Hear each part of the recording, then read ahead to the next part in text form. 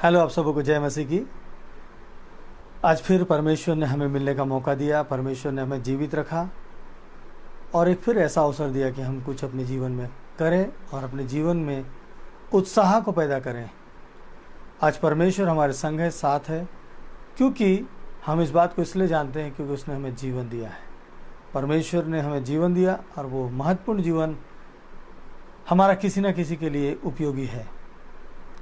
और ये उपयोगी जीवन को हम देखने से पहले एक वचन पढ़ते हैं। वचन में इस प्रकार से लिखा है, लूका रचित सुसमाचार उसका 6वां अध्याय पद 43 से लेकर हम आगे पढ़ रहे हैं 45 तक।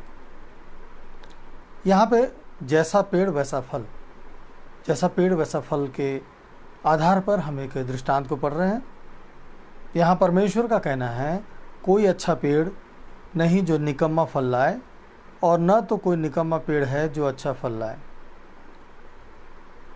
हर एक पेड़ अपने फल से पहचाना जाता है, क्योंकि लोग झाड़ियों से अंजीर नहीं तोड़ते और न झड़बेरियों से अंगूर। भला मनुष्य अपने मन के भले भंडार से भली बातें निकालता है।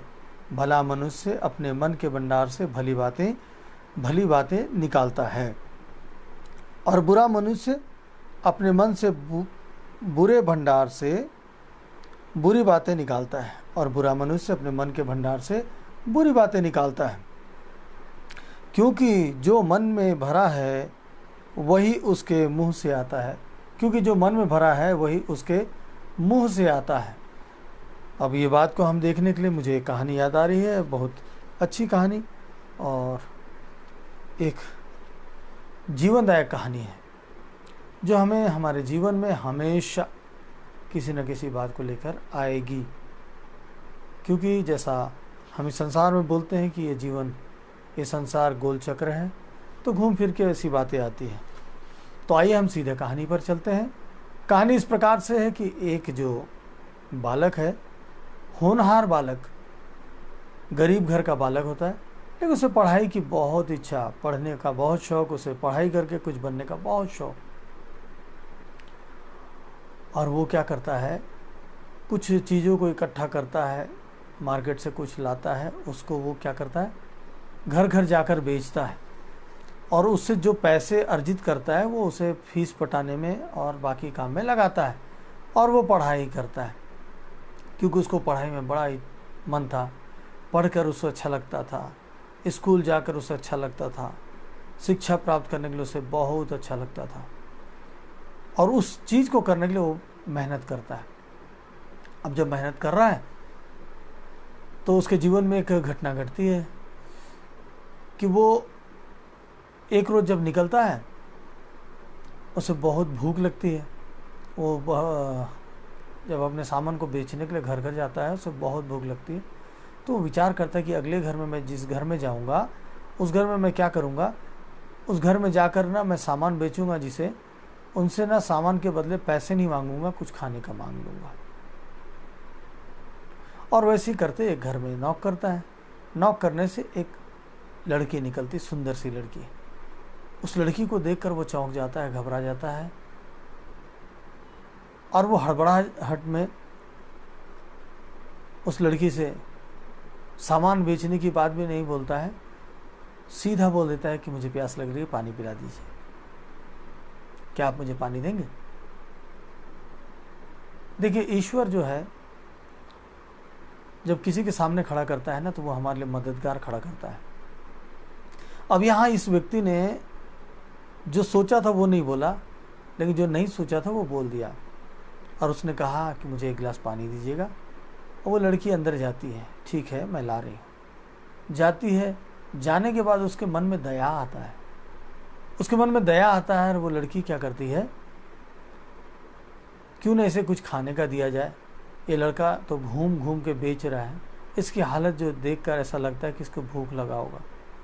उसके मन में दया आ जाती है, और वो क्या करती है, वो ये करती है कि अपने घर में रखा दूध, एक गिलास दूध उस लड़के को दे देती है।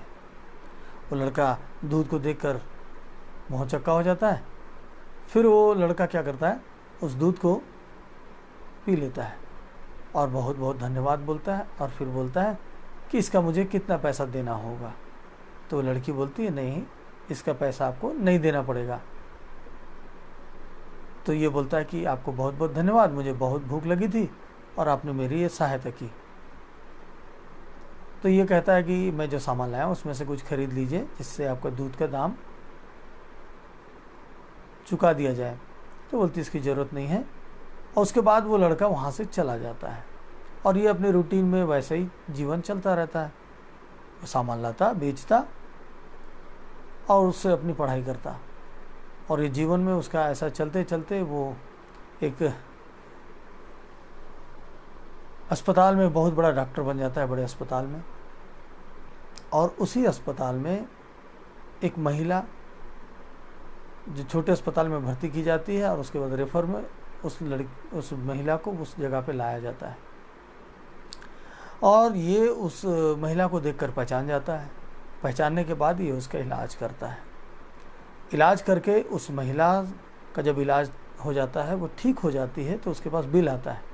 और जब बिल आता है तो वो बिल में एक लिफाफा भी ये जो है लिफाफा लिख के देता है, और लिफाफा में वो उस बात को लिख देता है कि इसका बिल आपने 1 गिलास दूध से चुका दिया है।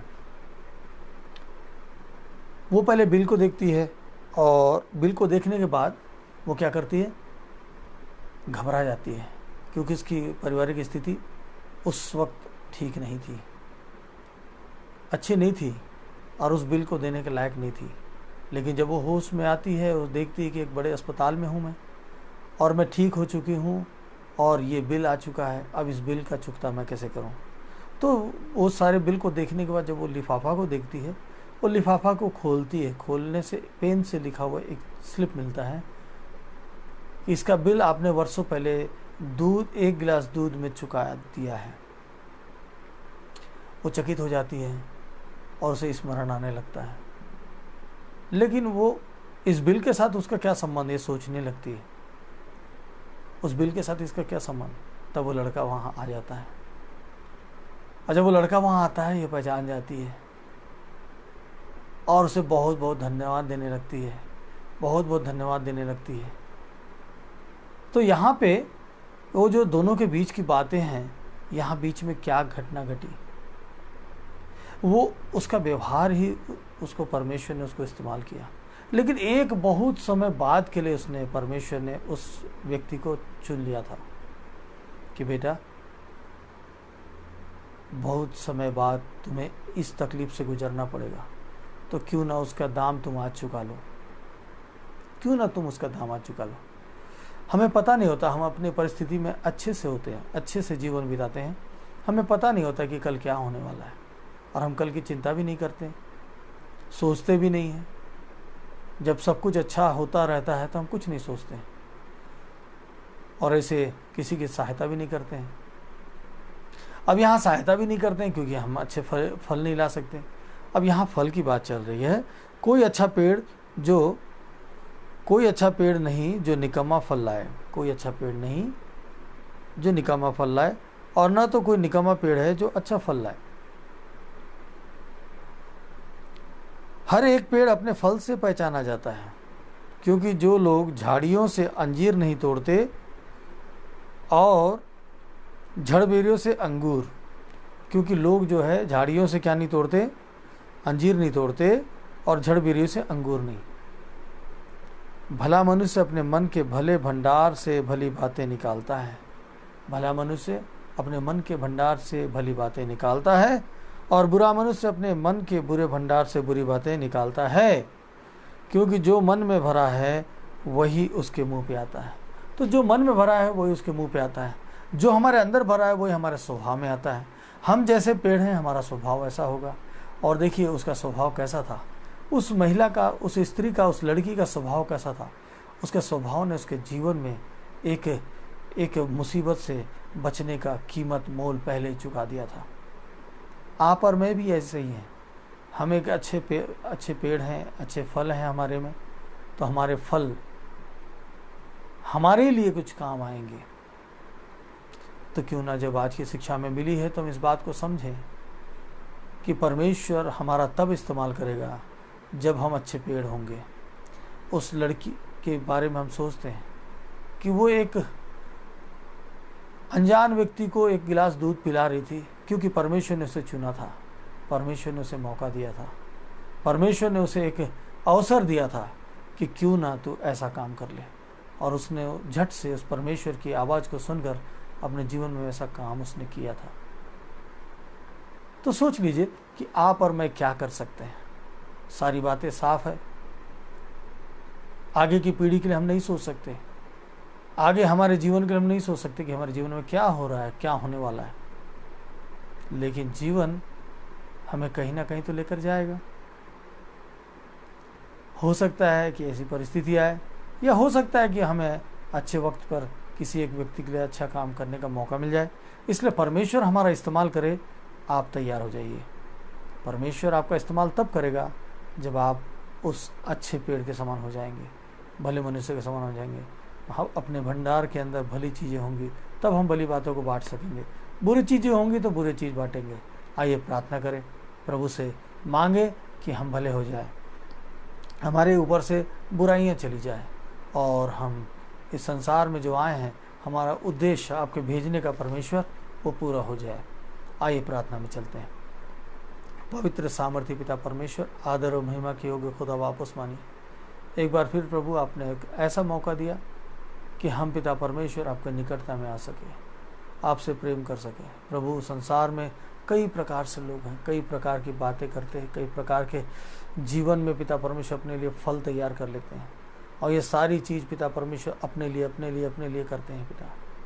लेकिन प्रभु उसके बावजूद भी आप हमारे लिए एक जीवन का मौका देते हैं, एक अवसर देते हैं, हमें चुनते हैं, किसी के लिए हम चुने जाते हैं। प्रभु जी, हम नहीं जानते कि आप हमें किसके लिए आज चुन रहे हैं, आज का संदेश हमारे लिए किस व्यक्ति के लिए हम नहीं जानते। लेकिन प्रभु, हम बहुत तकलीफ में हैं, हम पीड़ा में हैं, हमारे पीछे कई समस्याएं हैं जिसका जवाब हमारे पास नहीं है। मेरे प्रभु, आज हमें इस्तेमाल करें ताकि पिता परमेश्वर हमारा कल अच्छा हो जाए। हम आज जो करें पिता परमेश्वर, उसका कल हमें पिता परमेश्वर एक शांति के रूप में जीवन मिल जाए। प्रभु, आज के तमाम लोगों को पिता परमेश्वर जो मेरे साथ जुड़ते हैं, बातें करते हैं, प्रभु जी जो प्रार्थना कराते हैं, जो भोर से प्रार्थना करा रहे हैं, प्रभु जी उन सबों को आप तैयार कीजिए, मौका दीजिए पिता परमेश्वर, एक एक जन पिता तैयार हो जाए, ताकि पिता परमेश्वर हमारा शहर, हमारा देश, हमारा राज्य, हमारा जिला एक दूसरे के साथ प्रेम बांटने में लग जाए, नफरत खत्म हो जाए और हम अलग से पहचाने जाएं, क्योंकि हमारा इस्तेमाल हमारा परमेश्वर यहोवा करेगा, दयालु प्रभु यीशु मसीह करेंगे, पवित्र आत्मा हमारी सहायता करेगी। प्रभु, इसलिए पिता आपसे विनती है, हमें पिता परमेश्वर जब आपने अपने स्वरूप में बनाया है, तो प्रभु आपने अपनी भावनाओं को हमें हमारे अंदर दिया है। आज हम उन भावनाओं को व्यक्त कर सके पिता परमेश्वर। आपने जो भावनाएं हमारे बीच में डाला है, हमारे शरीर में दिया है, आज उस भावनाओं के द्वारा हम चंगे हो जाएं, उन भावनाओं के द्वारा हम अपने बंधन से छूट जाएं, उन भावनाओं के द्वारा पिता परमेश्वर आपसे प्रेम करने लग जाएं, पिता परमेश्वर संसार से प्रेम करने लग जाएं। हालेलुया। पवित्र ईश्वर को धन्यवाद देते हैं कि आपने प्रार्थना और विनती और निवेदन को सुना है और उसे पूरा भी किया है, और आज आपने मौका भी दिया, इसलिए आपको धन्यवाद देते हैं। आपके पवित्र मीठे नाम से मांगता हूँ, आमीन आमीन। तो मेरे पवित्र पवित्र साथियों, आज एक ऐसा मौका, आज एक अवसर हमें मिला है कि हम अपने आप को पहचानें कि हम कैसे पेड़ हैं। हमें मौका है, हमें बदलने का मौका है। हम बदलेंगे तो आज हम इस्तेमाल किए जाएंगे, और जब हम इस्तेमाल किए जाएंगे तो परमेश्वर हमारे लिए काम तो सौंपेगा, हमारे लिए भला काम देखेगा। आज जितने लोग तरक्की और उन्नति करना चाहते हैं, वो अपने मुट्ठी को खोलना शुरू कर दें। जितने लोग उन्नति करना चाहते हैं, जितने का व्यवसाय नहीं चल रहा है, जो प्रार्थना कराते हैं व्यवसाय नहीं चल रहा है, जिन्होंने प्रार्थना कराया है कि हमारे व्यवसाय में घटी आ गई है, आज भी अपनी मुट्ठी को खोल लीजिए। आज ऐसे लोगों के लिए आप सेवा करने के लिए अपनी मुट्ठियों को खोलिए। आपका व्यवसाय आज से चल पड़ेगा। मेरी बहन, आपने जो प्रार्थना कराया है वो पूरा होगा और आप गवाही देने के लिए तैयार हो जाएंगे, क्योंकि कोई संसार का ऐसा ईश्वर नहीं जो आपको परमेश्वर से अलग कर सके। जो व्यक्ति परमेश्वर की निकटता में जाएगा वो हर बंधन से आज़ाद हो जाएगा। तो प्रभु आपकी सहायता करे, आपकी रक्षा करे और आज के दिन आप सबों को एक खुशहाल के साथ देने पाए। आज आपका हर काम सफल हो, हर काम सफल हो। प्रभु आप सबों के साथ हो। कल फिर मिलेंगे, कल फिर आपसे हमारी मुलाकात होगी। कल फिर हम एक वचन, एक नई कहानी को लेकर आएंगे। आप सबों को जय मसीह की।